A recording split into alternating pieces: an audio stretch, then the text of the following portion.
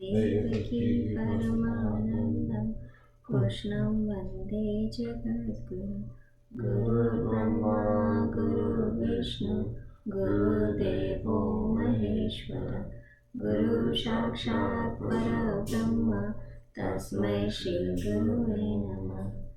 ॐ पूर्णमदः पूर्णमिदं पूर्णात् पूर्णमुदच्यते पूर्णस्य पूर्णमादाय पूर्णमेवावशिष्यते।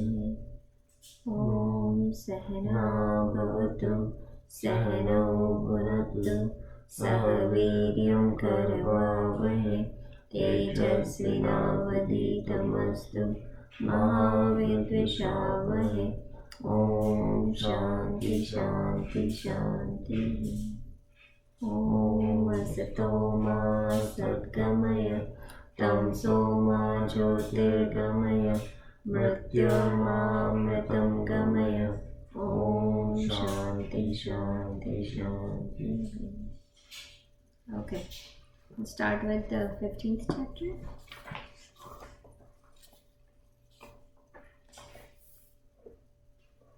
Ready? Okay. Shri Bhagwan Uvacha Urdhmūlamādharshaka Ashvattham Bahuravyam Chandram Sriyasya Paranami Yastam Veda Savedare Adashordam Prasitastasya Shaka Guna Pravriddha Vishaya Pravala Adasya Mula Nanusantatani Karmanubandhini Manushya Loke Narupamasye Tatopalavyate Nanto Nachadir Nachasampratishta Ashvatthamenam Suvirudhamula Asanga Shastrena Trinena Chitva Tatta Padam Tat Marimargatavyam Yasman Gatana Nivartanti Bhuya Tameva Chadyam Purusham Prapadye Yatta Pravritti Prasita Purana Nirmana Moha Jita Sanga Dosha Adhyatma Nitya Vinivratta Kama Dvande Vimukta Sukadukha Sanye Gacchanta Buddha Padamavyayam Tat Na Tadvasete Suryo Na Shashanko Na Pavaka Yadgatva Nivartante Taddama Paramam Mama Mamevam Sho Jiva Loke Jiva Bhuta Sanatana Manashashtani Indriyani Prakriti-stani karshati Shariram yadavapnoti Yakchapakramateshvara Grihvaitani sanyanti Vayurgandhani vashayat Shotram chakshusparshanam cha Rasanam granameva cha Adhisthaya manaschaya Vishayarupasevata Utkavantam sitam vapi Bhujana bhagunavitam Vimudhananupashyanti Pashyanti jnana chakshusha Yatanto yoginaschainam Pashyanti atmana vishtatam Yatanto pryapratatmano Nainam pashyanti chetasa Yadaditya tatam tejo Jagad vasayate kilam Yakchadamisi yakchamno Tattejo viddhimamakam Kama vesha cha bhutani Tarayami hamojasa Pushnami joshadi sarva Somo bhutva rasatmaka Aham veshvanaro bhutva Praninam dehamashata Pranapana samayukta Vachanyam chaturvidam Sarvasya chaham hridisannivishto Mata smatirjnanamopohanam cha Vedescha sarvarahameva vedyo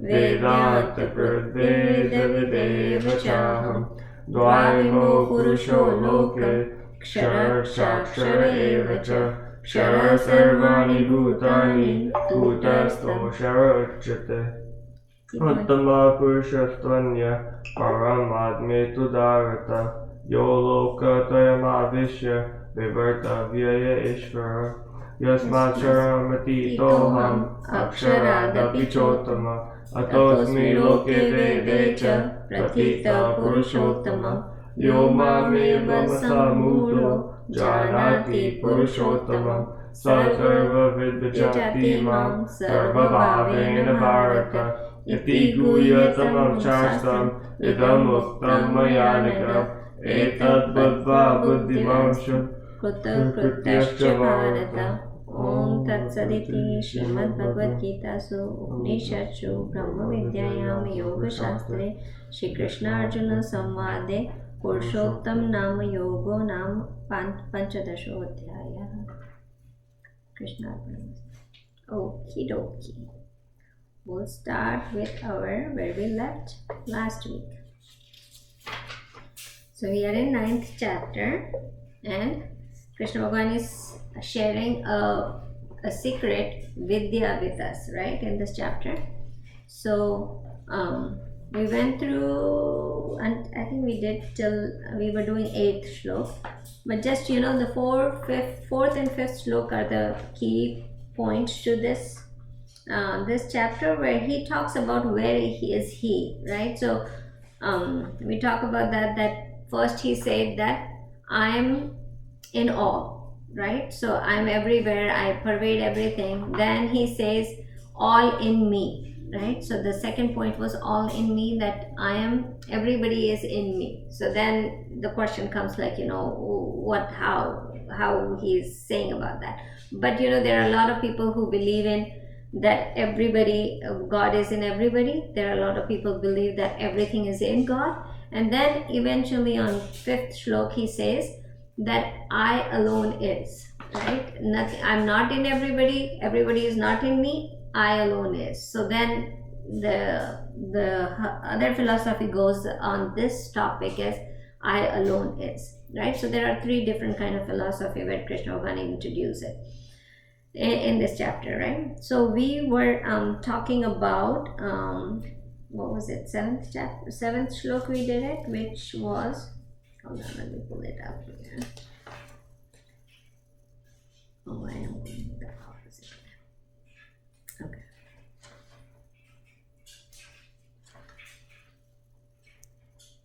Then he gave us the example of how the air is in the entire space, right? How the air stays in entire space. That's how he's pervading in every single point in the universe. Every single thing in the universe, he's pervaded in it, like how air pervades in the space, right? So he gave that example just for us to little bit understand what he's talking about here. Then he says that he talks about how the world is created, right? So on 7th shlok he says that it dissolves, it comes back out.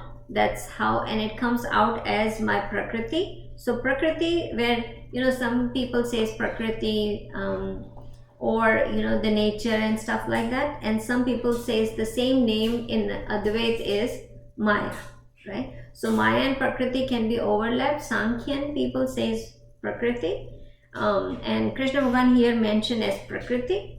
Vedantic people says the same thing as Maya. So you can understand where these 2 words came from, right? So the Maya and prakriti. So he says that the world comes out as his nature and then dissolve back, right? So he's talking about that it comes up, it manifested, which he talks about in 8th chapter also, if you guys remember, that he said that it manifests, it unmanifests, it manifested, and we talk about the entire Brahma years.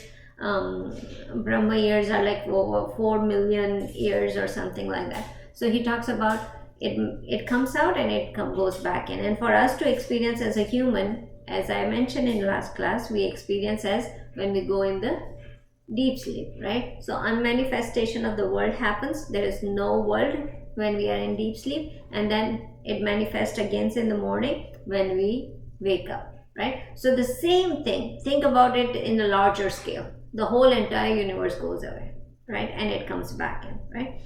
So then in 8th shlok, he talks about that this is a big shlok for all of us as a human, as you know, as coming in this living and non-living world, right, in this universe. This 8th shlok gives us what Krishna Bhagavan says, and a lot of religion, there are some religion who don't believe in punarjanma and birth after birth, right? There are many religion who don't believe it, who they only says there is one life and only one life, right? In Hindu religion, we talk about life after life.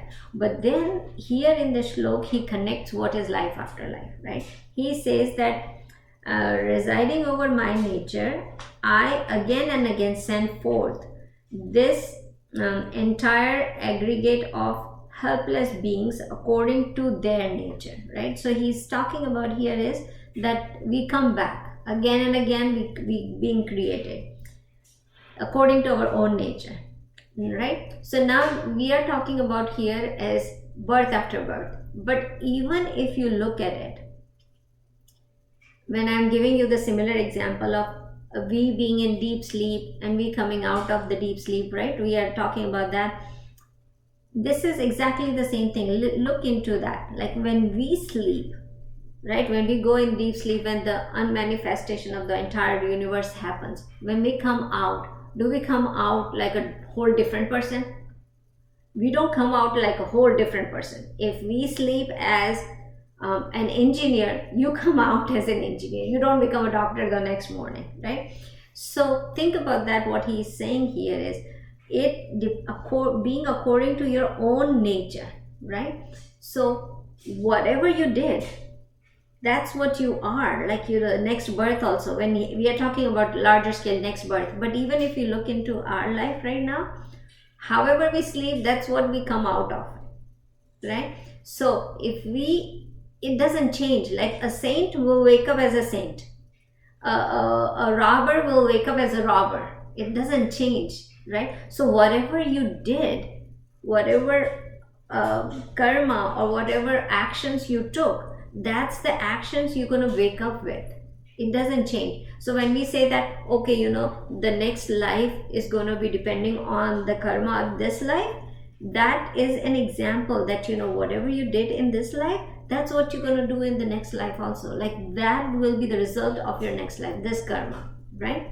So let's say when we say oh, why actually this would be in the next shlok, so let's keep that for the next shlok. But think about this, like if you are look around you, right? Whatever is surrounding you, whatever is happening is based on your karma, based what actions you took. That's what you are surrounded with. If you are surrounded with lot of happiness, lot of this, those are the karma you did it yesterday, right? People say that your present is depending on your past, right? Whatever action you took in past, that's what giving you the result here. So if you look at your surrounding, this is what is given your what action you took it. Now we cannot say like, okay, you took this action, that's why the result is this. We don't have any we don't have any witness or any what do you say, that we don't have any strong evidence of that, right? That, oh, okay, this is that.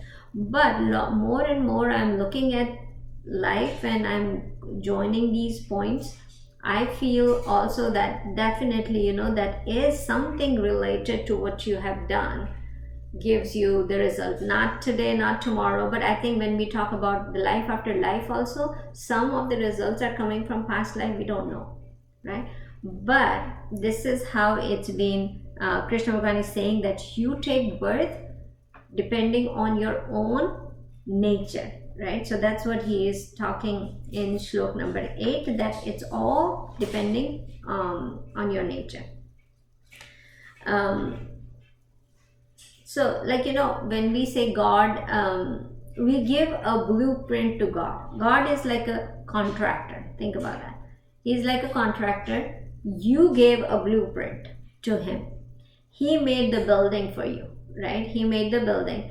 Now when you come back and you say, oh, why my bedroom is so small? Nothing to do with God. God was just a contractor. He just built the bedroom as what the blueprint said. Now you complain about why my bedroom is so small. It doesn't make sense. It nothing to do with contractor, right? Contractor built it according to the blueprint that you provided. The same way, God has, God has built this person, this thing, or the material, the blueprint that I provided to him, right? And then he built me like this, right? So there is no reason to say that why my life is that, because we provided the blueprint to God to make this building like this, right? So that's what we need to think about it. It's not just the karma. We will little bit more detail on it. It's not just the karma. What happens is the desire comes, right? The first thing to the first most is the desire comes.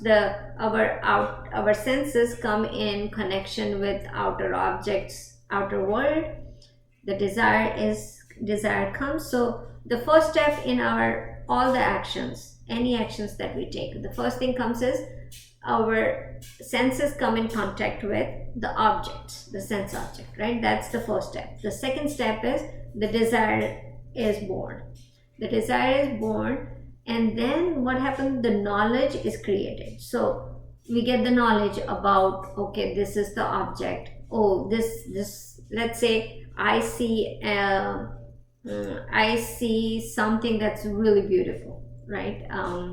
A flower bouquet that is very beautiful, right? So I saw it, like my senses came to the contact of the object. Then what happens is my desire comes to pick that up, like I want to have this. The desire comes, then the knowledge comes, like, okay, this bouquet is in this store, it's going to cost this, it's going to this much money I have to go, it will take me that much time to reach there, it's going to be that much, I have to put so much fuel in my car to get to that point. So all these knowledge comes after the desire is born, after the knowledge, and then I take the action, right? I sit in the car, I pull the car, I go in, right? So there are 3 steps when it comes to that. So not just the action is the only results of the karma. When we say karma, directly we think about the actions. It's not the actions, it's also the desires that created the thoughts or the knowledge, and then the knowledge and thoughts that created the action.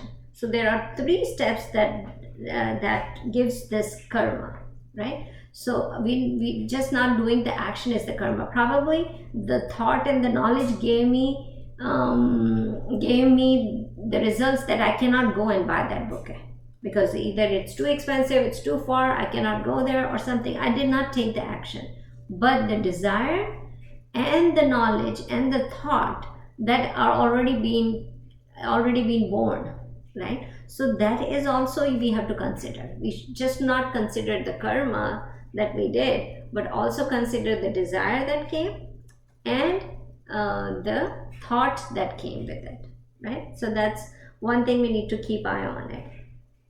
So let's move on to shlok number 9, right? So you understand? What? 9th we read it? Okay. Did we explain everything on that one? No. Okay.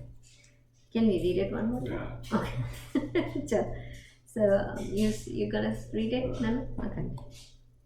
Na cha mam tani karmani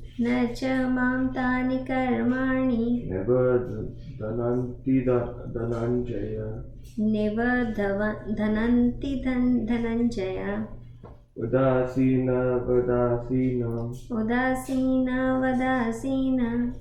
asaktam teshu karmashu. Now we need to do it. Okay. Na cha mam tani sarvani nibandhantanti dhananjaya udasina asakta teshu karmashu. Na never cha also mam me tani all those karmani activities nibbadhananti bind Dhananjaya, O conqueror of riches, Udasina vat as neutral, asinam situated, asaktam without attraction, deshu for those, karmashu activities. Good, okay.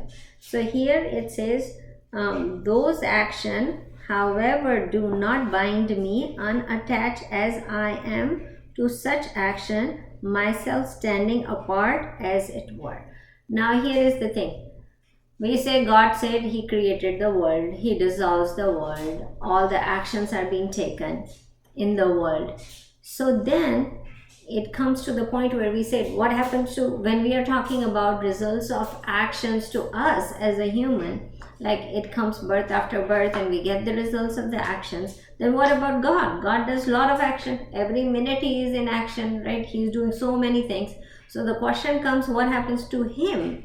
What action, result and action does cause and effect happens to Him too? So that's the question. So God clarifies here that those action, it did not bind Him, right? It does not bind Him. Now, what happens here? I remember one of the time I heard somebody saying that, like, Krishna in Mahabharata, even in just if we take the part where the war was happening, he did so many of the I would say there was a legal way to do the war, right? That in the evening the war stops, and there are there were some legal things that they should be doing in the war. That was like the ethics that was written. And if you look at the war, Krishna did a lot of unethical things in the war, right? So like say that even killing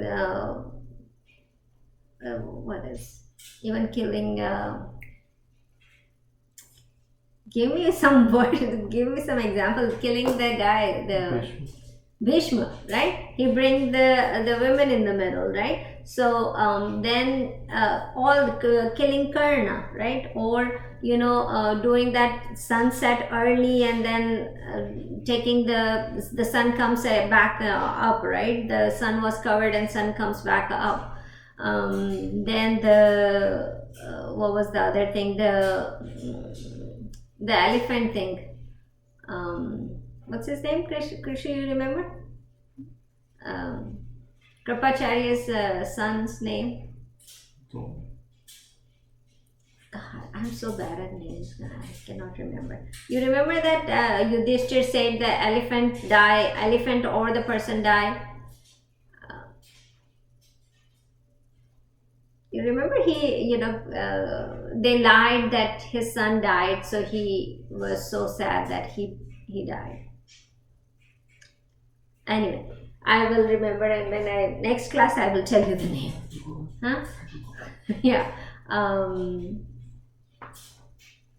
Oh my God. That he's in one of the 7 people who never died. What's his name? Krish, you remember, Raja?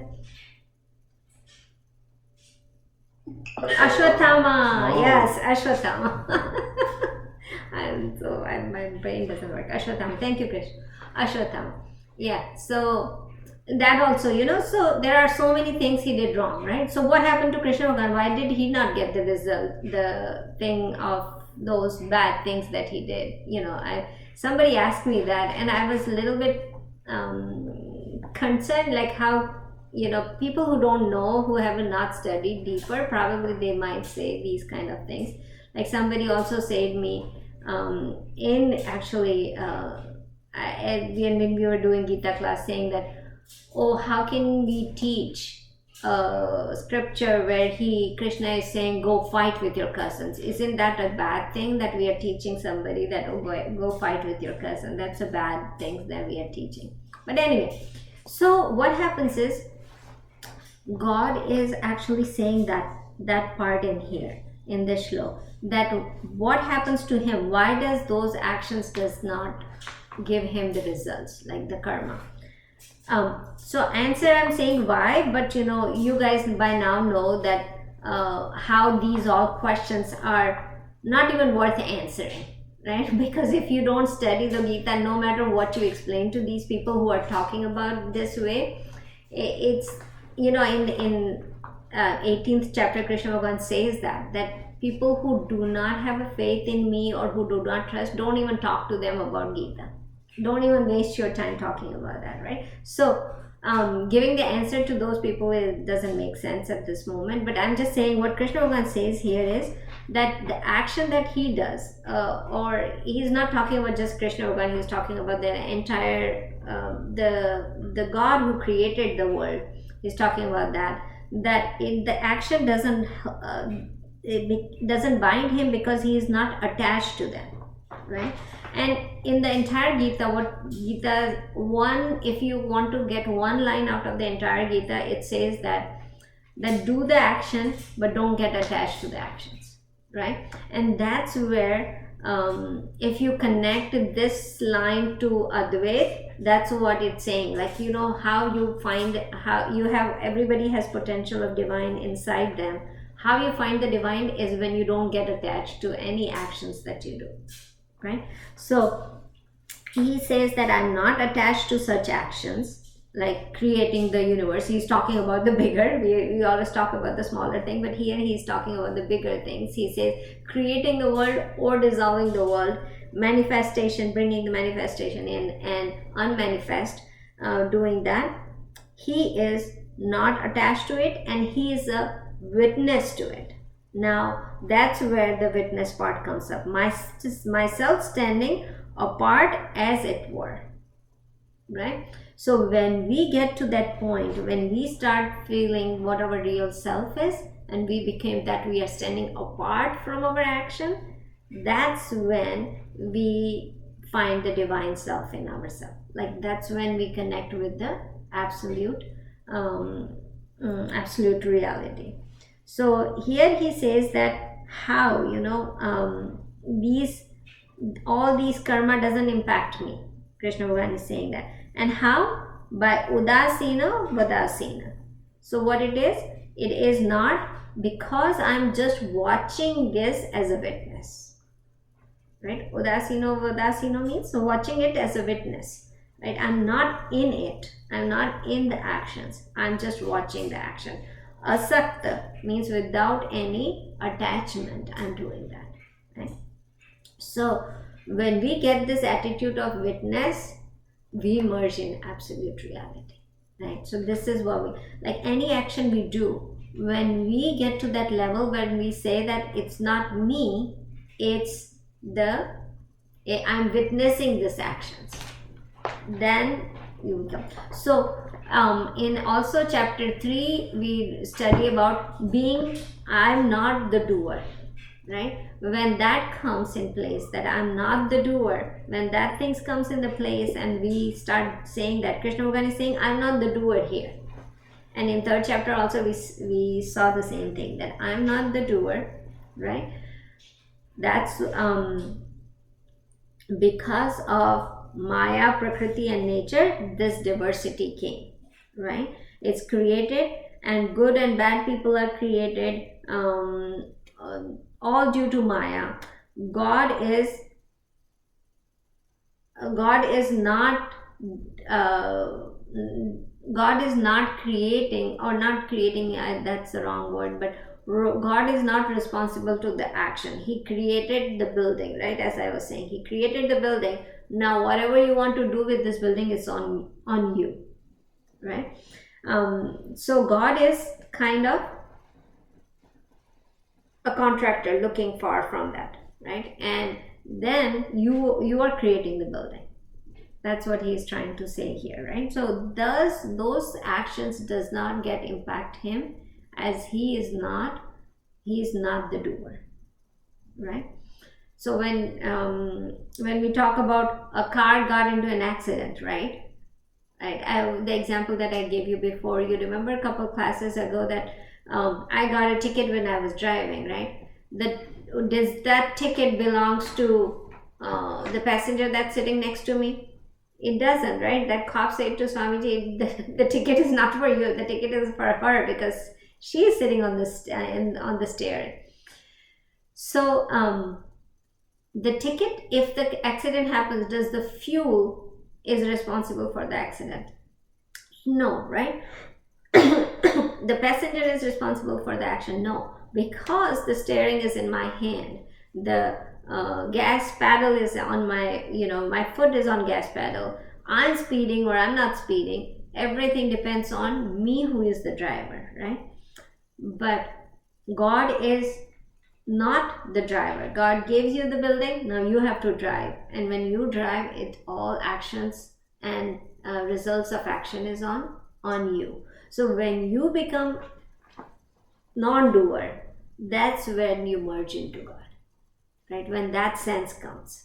And that's the whole Gita is teaching us, how to become that I'm not the doer. How can that attitude can come in us, right? Okay. So let's go to the next shlok number 10. Reha beta, you want to take it? Sure. Okay.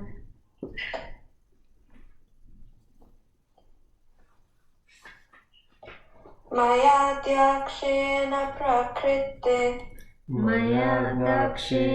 prakriti Suyate sacharacharam Hetunanena kaunteya Jagadviparivartate. Together. Mayadhyakshena prakriti Suyate sacharacharam Hetunanena kaunteya Jagadviparivartate. Maya by me, Adakshina by superintendence, Prakriti material nature, Suyate manifest, Sabot Characharam the moving and the non-moving, Hetuna for the reason, Anena this, Onteya Osakunti, Jagat the cosmic manifestation, Viparivartate is working. Okay. So here it says, Arjuna, due to me, this one consciousness present, nature gives birth to this mobile and immobile, which is moving and non-moving, sentient and insentient things in the world, right? Because of this Maya, Prakriti, nature, power of me, which is Maya, Prakriti, nature, you can all put it together. All the words have the same meaning. This diversity is created, right? As I mentioned, God, good and bad people are there because of Maya, because of power of Maya. Then if you look at it, the scenario as I was mentioning, God is the supervisor, right? And Maya does all these things, create the diversity. And so it's not, the consciousness doesn't stay one in transactional world, right? Everybody is different, separate, have different mind, have different intellect, have different body. So all these created by Maya, power of Maya. And now in this scenario, in transactional world, God becomes the supreme self, right? And God becomes the supervisor, the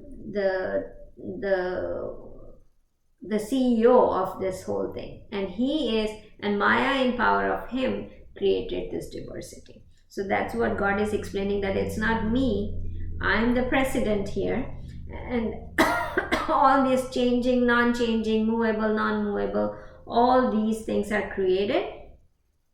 And the behaviors that you created. So God, God created this world, and then we said, oh, climate change is bad. But why did climate change happen? Because of our behavior, because of power of Maya, how it was created good. But then with our behavior, we started cutting so many trees that the climate change happened, right? So everything then created by our behaviors that became good or bad, right? So when the Prakriti was created, as I was saying, it was created very well, right?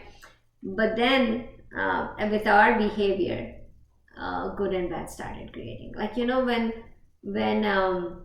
Vishnu Bhagwan gave the contract to Brahmaji. Brahmaji means not Brahman, Brahma, God Brahma, to create this world, right? Because Brahma created the world. So when he gave it, Brahma started with 7 sage, right? 7 sage came in this world, and when 7 sage came in the world, they were all sage, right? They were all doing meditation and stuff like that. They did not like this, this creation, or not like it, but they were so into sattva. They had all the sattva guna. They did not wanted to do anything different, right? They didn't want to reproduce the world, do anything else. So for them, then it didn't work, right? So then we have to mix sattva, rajas and tamas. Then Brahma created two, like, the, what's their name again, I cannot tell you the name, but then Brahma created the world with sattva, rajas and tamas, all 3 together, and that's how the world was created. So if you just bring sattva, then the world cannot be created, right? So all these 3 gunas are mixed together, and that's how the world is created. So there will be always good and bad, right? There will be always as all 3 gunas will always be there. So when we talk about that, how the world is so different, like so bad things happens in the world, and this good and bad, but until good and bad didn't come in existence, the world couldn't come in existence. So that's why then all 3 gunas were put together to make this world, right? So then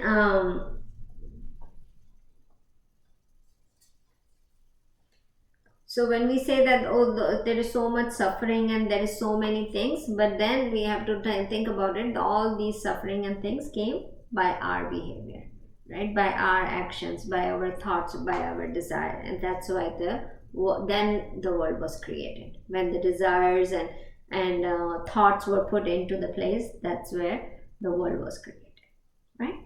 Okay. So now the basic thing he's saying that he is the supervisor, and then by the power of Maya, this world is created, right? Okay. So let's go to the shlok number 11. Alyavita, you want to read that one?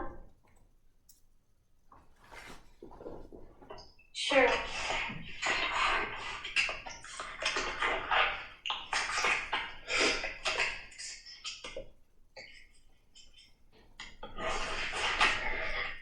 Avajanti mamudaya. Avajananti mamudha. Manusam tanum aditam. Manusim tanum ashritam. Param pavam ajodnato. Param bhavam ajananto. Mama bhuta maheshwaram. Mama bhuta maheshwaram. Good, very good. Together. Avajananti mamudha. Manushim tanumashitam. Param bhavam ajananto. Mama bhuta maheshwaram. Avajananti, deride, mam, me, Muda, foolish men, Manushim, in a human form, Tanum, a body, Ashritam, assuming, Param, transcendental, Bhavam, nature, Ajananta, not knowing, Mama, my, Bhuta, of everything that be, Maha, Ishvaram, the supreme proprietor. Proprietor. Okay. So now here is saying what happens to the other people? Like, again, he keep on giving us warning after, like, after he teaches some, he gives a warning, right? What happens when you don't believe in this one? What happens? So like he's telling that if these are the ways that things happen, what happens when people don't believe in this? Like, what is he's not saying that, oh, okay, if you don't do my puja, you're gonna get bad things happen to you if you don't worship me. That's not in Gita or in any of these Hindi scriptures. If you don't do this, if you don't do what he's saying, that this is a philosophy where if you don't obey these things and you become unethical or you do something wrong, what is that's going to happen to you, right? So in this shlok he says that not knowing my supreme nature, fools deride me, the overlord of the entire creation, who have assumed the human form. People think that so he's saying that not knowing my supreme nature, fools deride me. That is to say that they take me who have appeared in a human form through my yoga maya for delivering of the world as an ordinary mortal. So what he is saying, that me, people taking me as a Krishna, people think me as a Krishna, as a charioteer, as a human, right? They don't know my supreme self. Now he's talking about here is if you look at it, we talk about this many times in Gita class, but this is the first time he's talking about that. Like, you are taking me as a normal human form, but I'm not the normal human form, right? He's saying that people who don't know, Mura means fool people. Now fool people is not the people who don't have mind. He's talking about fool people also who have good mind and intellect, right? He's talking about those people who have very strong mind, but who do not believe in absolute reality, right? Who do not believe in all these, how the world is created, how the world is disappeared, or how, the all three gods who created, who is provider and who is dissolver of this world. If you don't believe in this one, who don't understand this supreme self, what happened to them? That people who don't know their param bhava means the absolute reality. If they don't know the self, right, for them this they take themselves as a human form, and they do all the action as this normal human being, and they finish their life and then they come back as depending on their karma. So it's going to keep coming and going back, right? So he's just saying that you remember we talked about it in last chapter, the lower elements and the higher elements, like the lower nature of the god and higher nature of the god. You remember what were the lower nature of the god? Anybody remember that? The lower nature of the god and the higher nature of the god. Higher nature was just the absolute reality, the consciousness, right? What was the lower nature of the god? He said, I have two natures, right? Lower and higher. Anybody remember lower nature?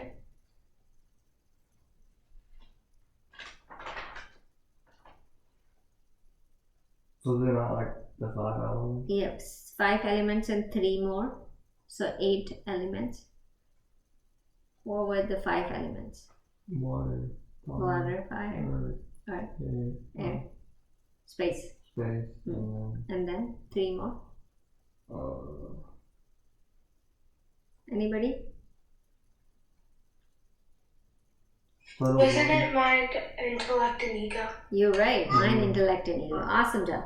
So those are the lower natures. So people stay in this lower nature who do not know my supreme self. So who do not know the consciousness or the absolute reality. What happens is they stay in these lower elemental nature. And those are, God says, those are fool people, right? Who stays in that and who spend their life in that lower nature of these ones rather than going to the higher nature, right? So people, and again, he is being harsh to them because he's saying that ultimate goal for everybody is to merge into that consciousness, right? And everybody will do, but then some people will take thousands of lifetime to do that, or some people will take 10 lifetimes to do it. So that's the difference.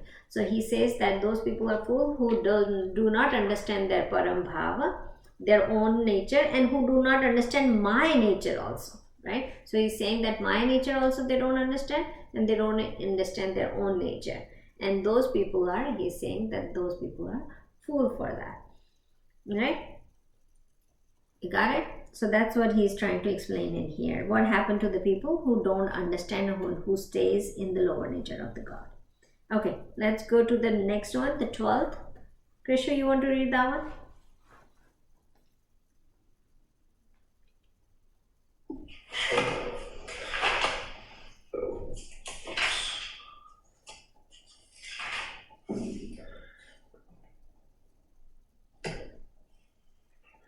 Mogasha moga karmano Moga jnana vichetasa Moga jnana vichetasa Rakshasima surim cheva Rakshasima surim cheva Prakritim mohinim shritaha Prakritim mohinim shritaha. Together, Moghasha Mogha Karmano Mogha Jnana Vichetasa Rakshasima Surim Cheva Prakritim Mohanim Shita. Meaning? Mogasha, baffled in their hopes. Moga Karamana, baffled in fruitive activities. Moga Jnana, baffled in knowledge. Vichetasa, bewildered. Rakshasim, demonic. Asuram, atheist. Cha and Ava, certainly. Prakritim, nature. Mohinim, bewildering. Shritaha, taking shelter of. Okay. So here again, he is continue with the warning, right? So people who don't do this. So he says, futile are their duties, futile are their hopes and actions, cognitions, they're mindless and adopt to the declusive nature of monsters and demons. So what happens is the people who are fool, like who don't understand their own self and who don't understand my param bhava, like if they don't understand those things, everything is dust. What are the dust? He talks about the three things. He talks about their desires are dust, like they're false. Nothing happens to them. Their knowledge is false. Their hopes are false. Their actions are false, right? So desire and hope we put together. So those are false. Those are in dust. Now, as I was saying that there are three things that comes in place, right? Before I was saying Gyan Shakti, Karma Shakti, and Ichha Shakti, right? Desire Shakti, Ichha Shakti means desire. So desire Shakti comes in place. Then Gyan Shakti comes in place, which is the knowledge. Then Karma Shakti comes in place, which is the action. So those three goes in row. Gyan Shakti, Ichha Shakti comes first, then knowledge comes, and then the Karma comes. So these three comes in the line. So these three, if you think about it, the knowledge comes with mind. The desire comes with with your mind, and you look at it and the desire comes, and so what he's trying to say here is, like, people who don't get to this point, what happens to them? All these goes wash off. Their knowledge, whatever knowledge, like they could be a biggest scientist of the world, right? Or they have the bigger knowledge or bigger actions they are doing a lot of actions and everything. if they do not understand this basic thing of themselves, what happens to them? They become demonic in nature, right? They become asura, they become rakshash in nature. Means what? It's not that okay, they're gonna get the thrones or they're gonna become a devil, but they fall into these desire traps, right? All these you know how Ramakrishna Paramahansa gave an example, like how cocoon gets into the trap of the silkworm. You know, when they form a cocoon, they got into trap of that cocoon thing. That's how the people get in trap of their own. I think it's just something.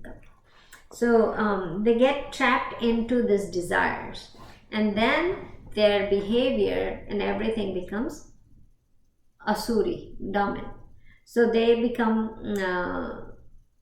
the nature of demons. That's what comes up because they are trapped in these desires, right? And then their knowledge is also trapped because of these desires that they are trapped into. And then the knowledge, and if the desire and knowledge are trapped, then definitely the actions are trapped also, right? So that's what God is saying, that their behavior, their nature becomes evil. So again, he's giving us warning that if we don't do these things, what's going to happen is that we ourselves going to get into trouble. He already said that I am not the doer, so we cannot blame him, right? There are many places where people, and you know, I used to do that too, is like blaming God. Why God you did this to me? Why is this happening to me? Why is this? What did I do wrong? And all these things. When, you know, I was listening to one time, it says that blame game always make you lose the power, right? The same way here, God clearly says there is nothing to blame me, right? You made it yourself, you did it, and now you are doing it, falling into these desire trap, right? You are doing your own things. So don't blame me because I am not the doer. You are the person who is doing the things, right? So that's what he says. Now, anything I missed here?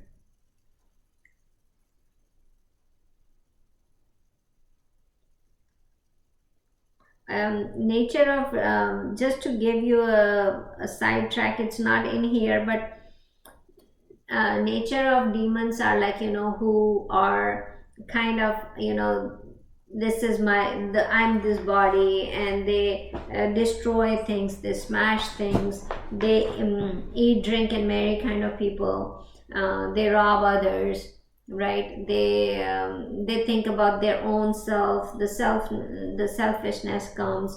They don't care about others. So those are the nature that we says that are demon kind of nature, that comes when we are not understanding the divine self in ourselves. When we don't understand that the divine self in us and the entire surrounding, the supreme divine self, if we don't understand that, these are the nature we're going to trap into, right? Okay, let's read it's time already. Yes, okay. We started a little late today, right? And read the 13th one, then we can move on, right? You want to read that 13th? Sure. Okay. Mahatmanastu Mahabharata Mahatmanastu Mahapartha Devim Prakritim Ashritaha Devim Prakritim Ashritam Bhajantyananyam Manaso Manaso Nyatva Bhutadimavayam Nyatva Bhutadimavayam. Together. Mahatmanastu Mahabharata Devim Prakritim Ashritaha Bhajantyananyam Manaso Nyatva Bhutadimavayam. Mahatmana, the great souls, do but Mam unto me, Partha, O son of Partha, Devim, divine, Prakritin nature ashritaha, having taken shelter of, bhajanti, render service, ananya manasa, without deviation of the mind, jnatva, knowing, bhuta, of creation, adim, the origin, avyayam, inexhaustible. Okay, very good. It says now he's talking about on other hand, right? He talked about the people who don't do it, believe in. Now he's talking about on other hand, Arjuna, great souls. The great souls, very liberal ones, like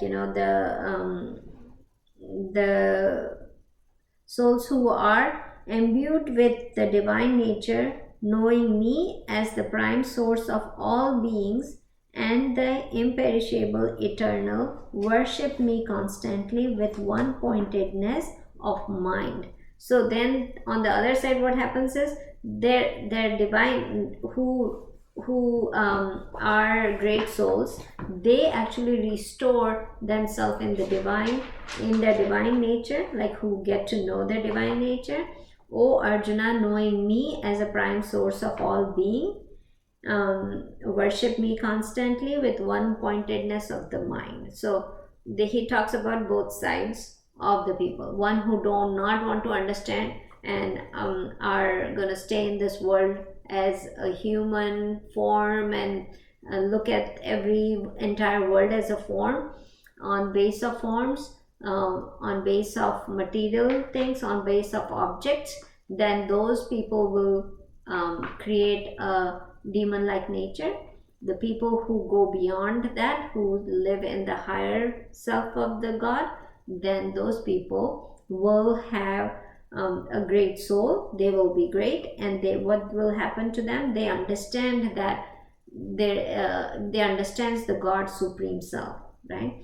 The God is imperishable. They are they themselves as a God, they have the consciousness which is imperishable, which is eternal, which is and we constantly worshiping in God. Means worshiping, he's not talking about just praying to them, but also meditation or understanding what the real self is. Anything, any process, any part of the yogas can work in this with one pointedness. So they get this liberty of doing this thing because they understand, or they want to understand what real self is, right? So that's what he's doing here, he's saying here. So we will continue next week with Shlok 13 and then move forward.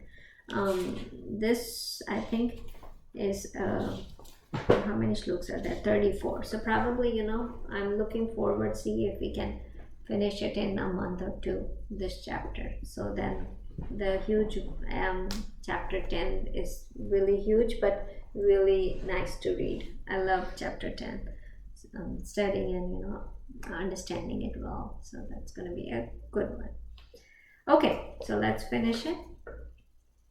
Vasudeva Sutam Devam Kaushachanudamardhanam Devaki Paramanandam Krishnam Vande Jagadguru Guru Brahma Guru Vishnu Guru Devo Maheshwara Guru Sakshat Parabrahma Tasmai Shri Gurave Namah. Krishna Arpanamastu.